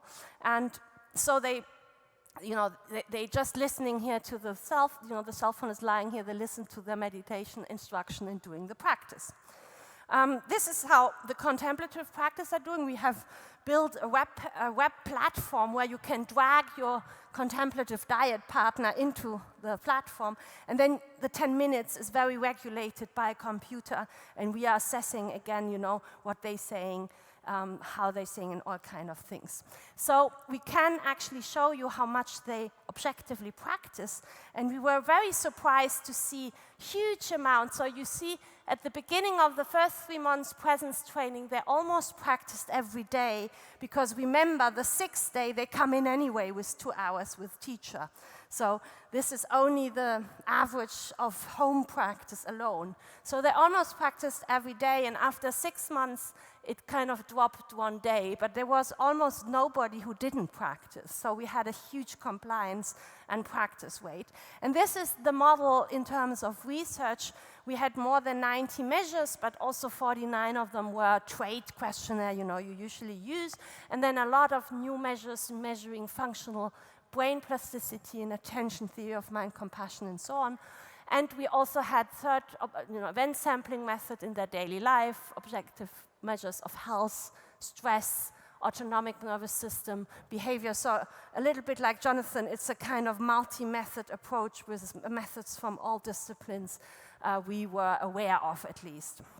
So I can only show you some behavioral results today, and I will focus on 3 indicators of behavior which were actually developed to tackle the 3 different domains we wanted to cultivate through the modules. So you remember, presence was aiming at inducing better attention and interoceptive body awareness. So I will show you results of a Q-Franca task, an attentional imaging task.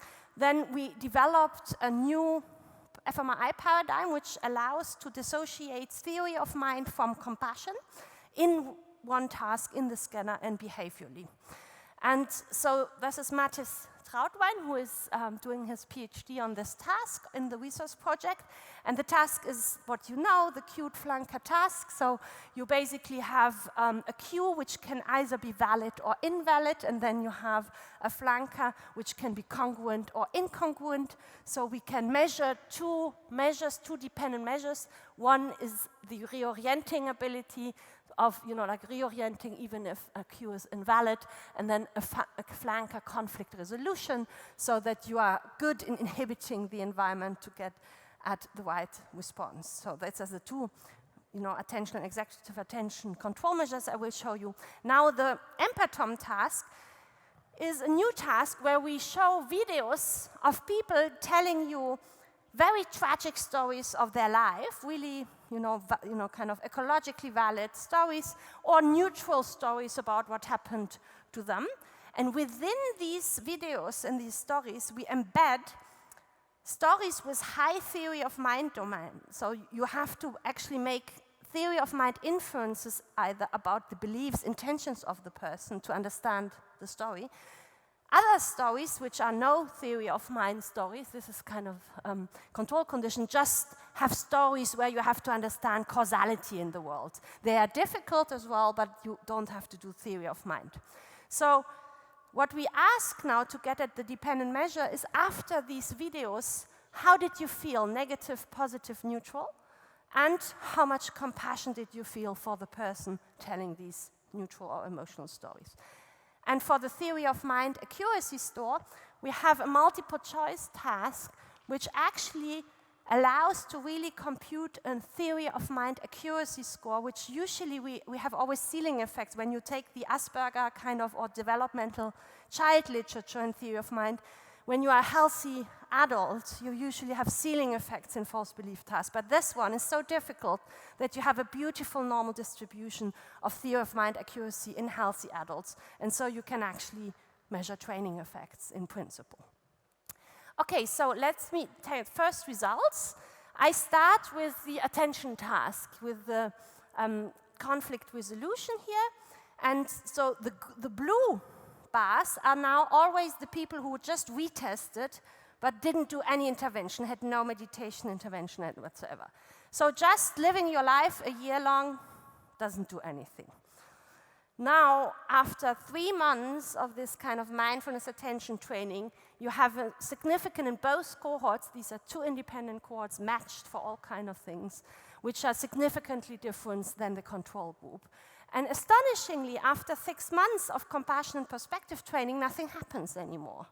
So you might think perhaps ceiling effects, but if you look at the error weight, they are by far not at the ceiling. So it seems a very specific effect of this type of training on conflict resolution abilities, which are not shared by, for example, compassion training or metacognitive training. Now, when you look at reorienting as a dependent variable, again, just living your life, doing the task multiple times doesn't do anything. And now, again, you have a significant increase, which is significantly different from the retest control group in both cohorts after presence training, and again, nothing after compassion and perspective. It doesn't get better, and again, it's not a ceiling effect because we are far away from a perfect performance. So what happens? So you could say perhaps, you just need 3 months of meditation and you have all you needed. You're basically done. You have an improvement in mindfulness, in attention, in executive control. What is with compassion and empathy? I first show you that actually this new EMPATOM task really achieved what we wanted to achieve also in terms of brain networks before I show you the change data. So people are scanned and then they have to either do theory of mind question or say how much compassion they felt. And in green, you see now the mentalizing or theory of mind contrast. So this is a network active when you actually have to resolve beliefs and intention of other people as contrasted to just causal inferences. And you see that this is overlapping with meta-analysis we know in the field about theory of mind and mentalizing tasks. We have a lot of, it's like a big field. So the black arrows here is a meta-analysis from Zock on mentalizing a theory of mind task. You see that this is wonderfully fun.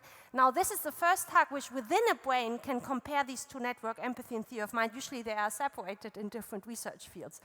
And that's within the same brain, you can dissociate another network when they actually watching these emotional versus neutral videos. And that's the typical empathy for pain or suffering network you see also in meta-analysis on empathy study. And it's a very different network. It involves anterior insular, MACC. Some people call it the saliency network, but it is strongly modulated through negative affect. So what you see in yellow here on this slide is basically the modulation by subjectively reported empathy and negative affect when someone suffered. And if you superimpose these two networks on one brain, so you do the triple contrast, you see that they actually have very specific network property. And if we seed in the, for example, supramarginal nervous, we also find two completely different resting state network. And if we correlate both the voxels in these two, in the empathy-related network and the theory of mind-related network, and we see that they actually don't correlate at all. Neither on the behavioral level, so people who are high on empathy naturally are not necessarily the people who have a high theory of mind accuracy, and the other way around also in the brain, people who activate a lot the red kind of empathy-related network are not the people who activate more the, the theory of mind network. So there is not something like a general G of social cognition. There are two different networks with two different behavioral capacity, affective capacity, who are not correlated in a sample of 300 people, so it's not a small sample here. And we have replicated it with an independent sample again. So this means we can also train them separately. If they are not all, they're interacting, but they are separate, we can also foster and train them separately, we hoped. Let's see whether it worked. So this is now behavioral data on the theory of mind accuracy score. So if you just live your life and you do this task twice, you get slightly better here the second time, a retest effect, but it's not even significant. 3 months of attention training doesn't buy you anything more than retest. So it's not significantly different from the control group. However, the group which now goes in compassion training doesn't improve in theory of mind at all. But when after 6 months, from 6 to 9 months, they go in theory of mind training, in the perspective training, woof, you have a big increase in accuracy. Now, what happens with the second group? The second group is now going immediately in perspective taking, and you see that they improve already after 3 months in theory of mind performance. And when they go into the compassion module, they don't improve anymore. So it's a very specific effect. Here you see it pooled. This is just a retest effect, is not significantly different from here. But here you have a very highly significant effect on perspective training, improving selectively your theory of mind performance, but not just other abilities. Yeah? Now, how about compassion, the measure of compassion? How much compassion did you feel when you were exposed to suffering? So here you see again, just doing this task over a year 4 times doesn't help your compassion at all on average. Doing mindfulness, 3 months attention training doesn't touch compassion at all, and I think I saw a data point in where the compassion was just not increasing. So I tell you what makes compassion increase. So if you go in a compassion training, if you do 30 minutes of actually loving kindness and compassion training every day, you have a huge boost in compassion related. And it doesn't really get better through perspective training, a little bit, it's trendy. And here you have a bit of a different perspective training, can already boost it a bit, but the overall net effect, if you collapse it now across groups, you see again that now the winner for boosting compassion is a compassion module. Attention doesn't do anything to compassion. It has boosted the other measures, and perspective taking can help a little bit. So summarizing these results, we could say, yes, we could see specific train-related improvement in executive control and attention. It was improved by this specific 3 months module, but not by the others. We could see a very selective and impressive increase in theory of mind accuracy, which was only driven by the perspective metacognitive module and not by the others. And so independent of whether you train 3 months, 6 months, or 9 months, it was really the exercise you had to do to boost your theory of mind component. And then we could also see that compassion was selectively boosted by this affective module. Now, just giving you a little glimpse, because we have cortical thickness data, we just started analyzing, so it's very early days, whether we could also not just on a behavioral level show these differential plasticity evidence, but also on the level of cortical thickness in the brain, on networks which are actually really, and this is still, work in progress, but you can see after 3 months of attention mindfulness training in 2 independent cohorts, you have these increase in cortical thickness in networks which are actually related to what we heard before, attention networks, executive control networks. And we find after 6 months after the compassion training and compared to the perspective training in green here, we see that this induces further plasticity, but in 2 very different networks. So we have plasticity, cortical thickness increases, which are dependent on the exercises you did 3 months, 6 months. And if you remember, if you compare basically these cortical thickness structural changes with the functional network I have shown you in the EMPATOM, you see that the theory of mind network here, you see how similar the whole STS bank in TPJ. You see this here as a cortical thickness increase after perspective training, and you see here the whole insular IFG networks you saw also involved in the empathy networks increasing in cortical thickness after compassion training, but not the perspective training. So I hope the take-home message, even in 43 on average year-old, you have plasticity in these higher, conscious social cognitive function on all levels, behavior, brain, and I didn't show you stress markers, but we have also evidence for plasticity on immune markers, stress markers, and so on. But it really, and I hope to bring this message across, because I'm a bit tired by this mindfulness general movement, where we don't know anymore what we mean with mindfulness. It's a bit like meditation training does help. It's a bit like you're asking a research about sports, saying, yeah, sport helps. But then, we need to go beyond that and to say, yeah, which sport? I mean, tennis is different than chess playing and golf and so on, So which mental training, which meditation practice does what? And I hope that I could convince you that they actually do different things, that they induce plasticity on the functional, structural, and behavioral level in different markers in a different way. And that we could show that perspective taking training of 3 months is actually improving theory of mind accuracy, which goes along to changes in functional and structural circuitry, which we know are involved in mentalizing the theory of mind. And the same is true for attention networks and for the more motivational, emotional network involved in empathy, compassion, positive affect, and positive motivation. So thank you very much. This is the people I really need to thank. This is our resource team. It's a very collective endeavor, 20 people working on all these 90 measures, exchanging so that we hope that in future we can bring these measures really together to a kind of multi-method and a multidisciplinary integrative approach of how to train the mind. Thank you very much.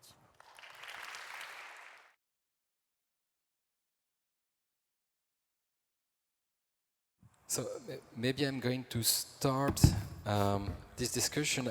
I'm always, this symposium was very rich and with very different perspectives on attention. On one side, we have speakers looking at the mechanisms related to attention, and the other side, we have speakers more involved in how to modify the way we pay attention. In fact, I would have a first maybe question regarding this training. I'm always asking myself, does it produce some negative effect somewhere? Or is it only good? Should we all do meditation? What do you think about that? Can I speak to that? We do have some evidence not looking at the effect of training per se, but simply looking at trait mindfulness that's suggestive that there may be some negative relationship between that and certain kinds of creativity, in particular creativity where people solve things in an insightful manner. Now, that's not to say that the training would necessarily produce that effect, but at least it provides a slight flag that it is possible that if people are sort of very regimented in keeping their minds in the present, at least in some contexts, that this could have some negative ramifications for certain kinds of creativity. And perhaps I think also you can't train everything at once.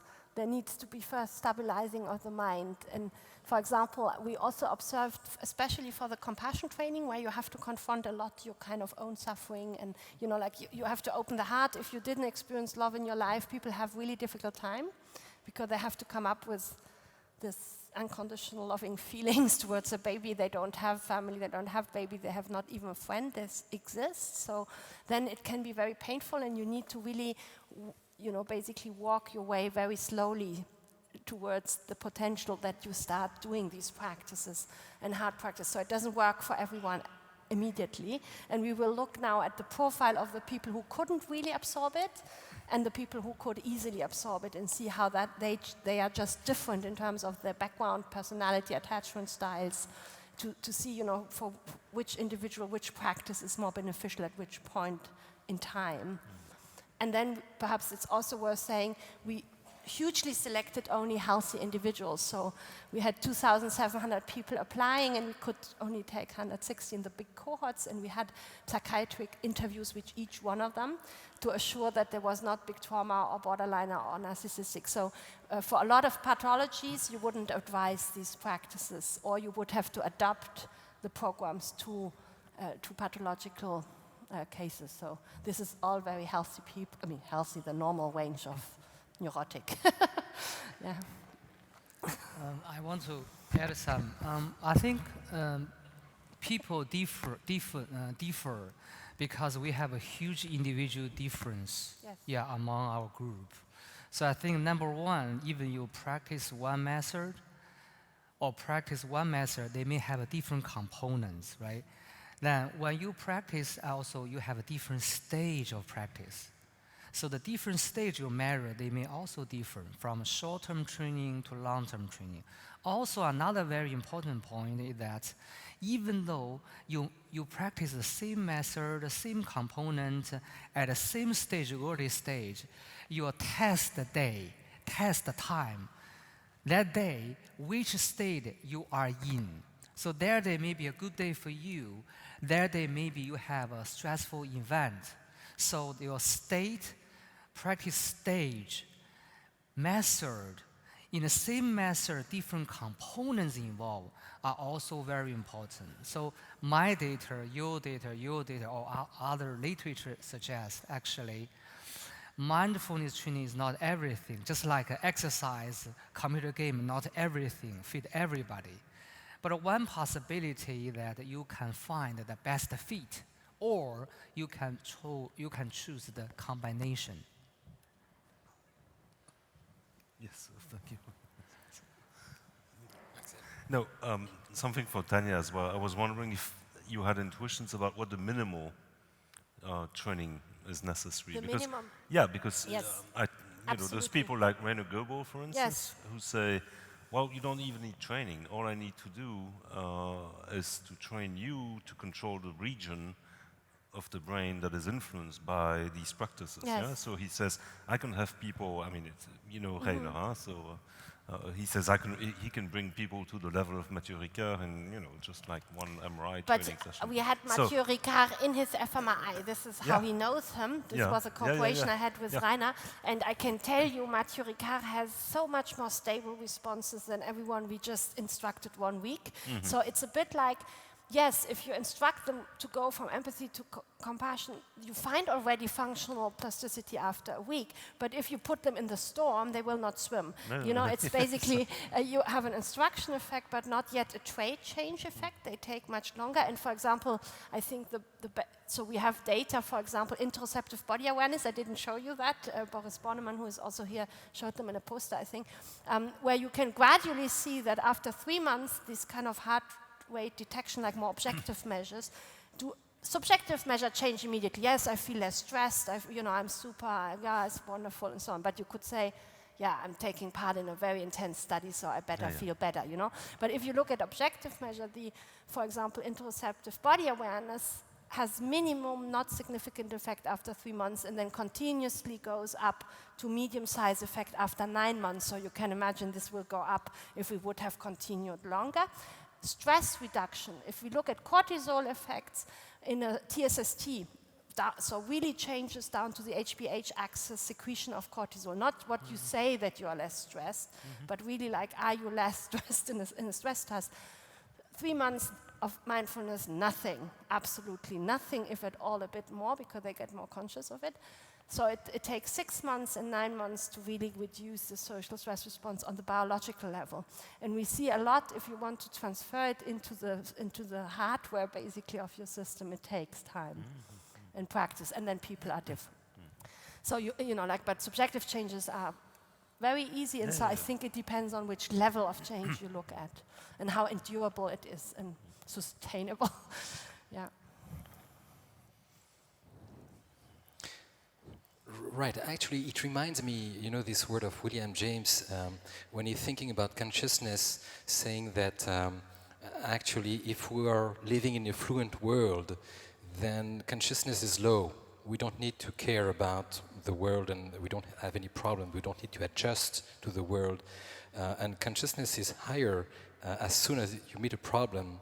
So I'm wondering whether these training programs will produce people that will feel better, that will have a better life, but maybe with something like a lower consciousness, that is, they don't need to care about anything else now. They feel happy with everybody, with themselves, and therefore,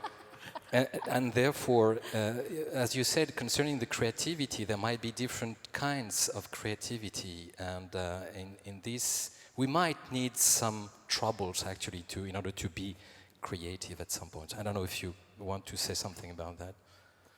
No, I mean it's a provocative statement. No, I don't know. And it's certainly, this connects with what you were saying about, the well-known example of driving a car and these flow experiences, which I think are truly fascinating, where you get sufficiently expert at some point that you can actually experience what it is that you're doing as though you were a third-party observer on yourself. And so it is a form of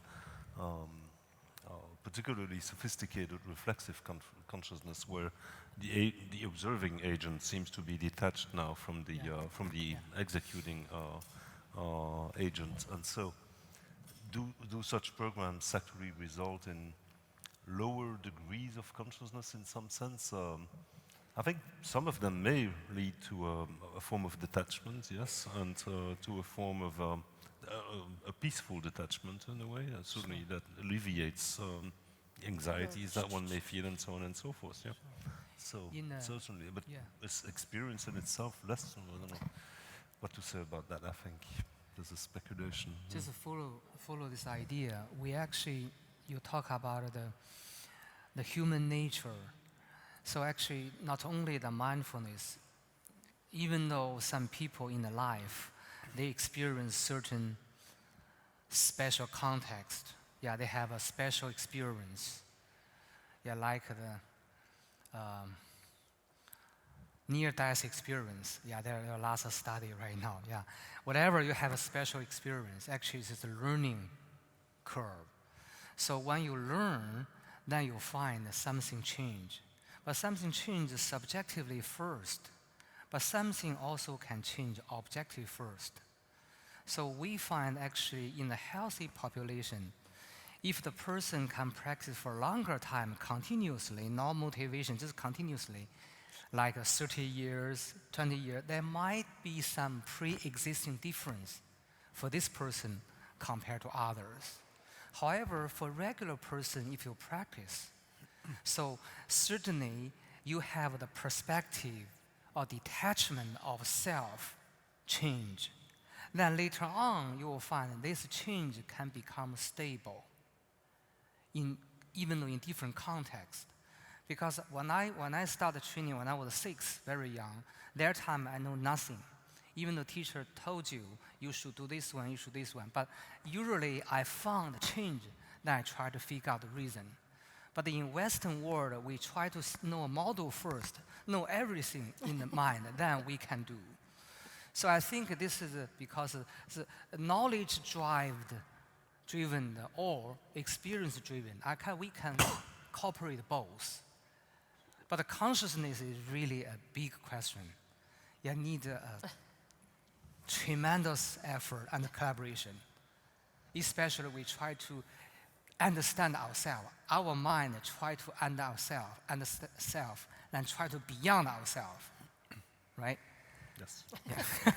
Perhaps to this question of effort, or whether we compared basically heart rate variability and heart rate in these 3 different practices, breathing practice, and there you have a calming down of the heart, but in observing thoughts and in loving kindness practice, you actually have an increase in heart rate. It's an effortful task. It's not like just getting a veggie and, kind of sleeping away.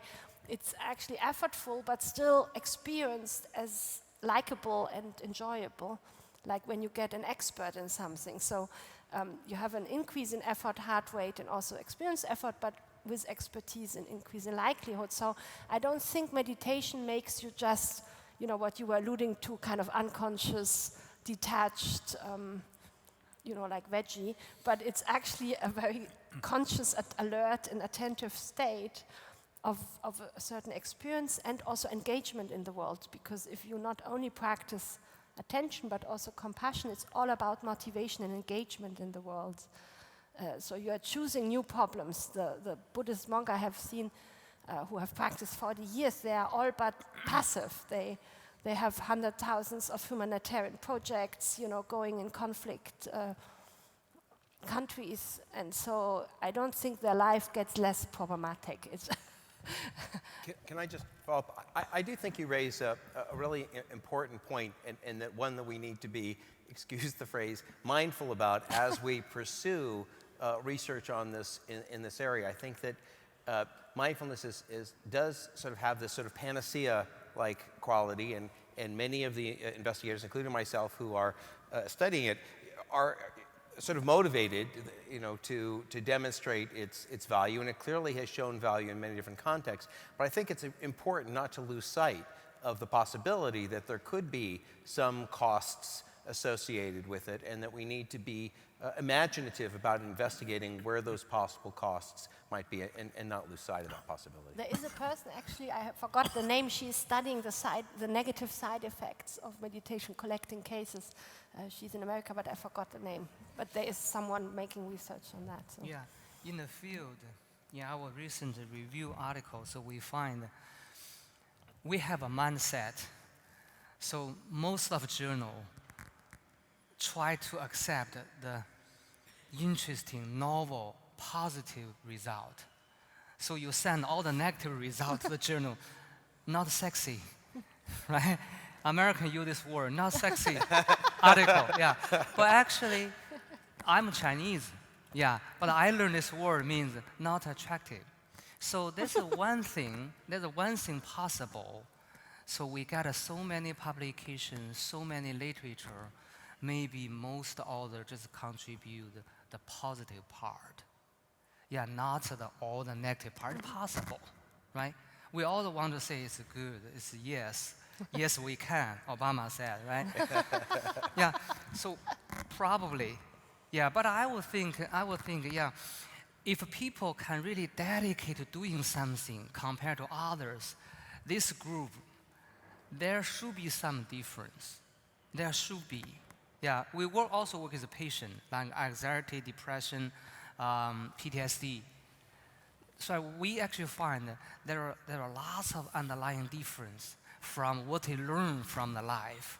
Yeah, what they believe, like what they think influence what they do. Even though the most society, our collective consciousness can also dramatically influence what they are going to do, what they are going to decide, what they are going to prefer.